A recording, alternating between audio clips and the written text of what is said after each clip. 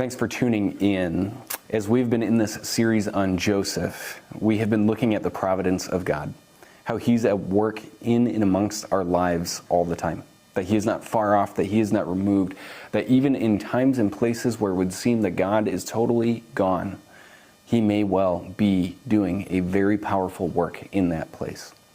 And what we've seen in Joseph over this time is a response to God where he's ready to lean into God in the little things, that he's faithful to steward whatever God puts in front of him. Where he could have a bad attitude, he chooses to work hard. And this is something that we should emulate. This is something that we should strive for in our own lives, that there would be a sense in which there's a growing fruit within us, a fruit that is bearing good things, and it starts in our hearts, it starts in our minds. We start to see that there's a change in ourselves and how we react and the things we just don't need anymore because of our faith in God. And so this is the internal fruit that we see.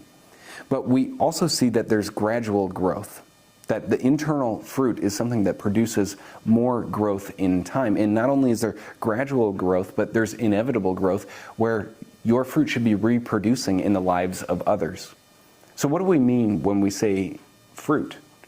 Well, in Galatians chapter 5, Paul says that this is the fruit of the Spirit: love, joy, peace, patience, kindness, goodness, faithfulness, gentleness, and self-control.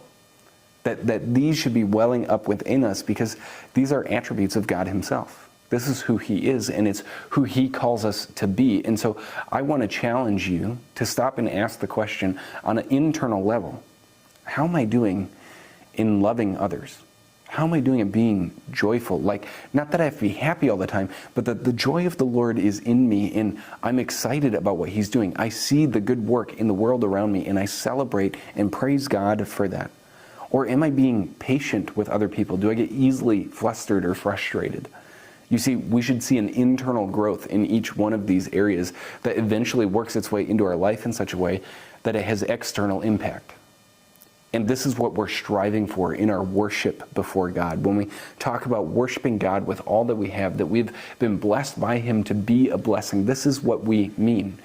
This is what it is to own your faith and to be the church, that you would be growing in your heart of worship, your heart of servanthood towards God and moving towards him in everything you do, that he is more and more reflected in your life.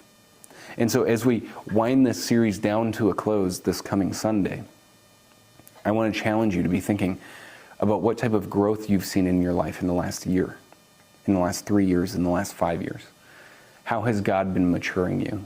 And how do you need to be intentional about taking the next step? We're excited to worship the Lord with you on Sunday.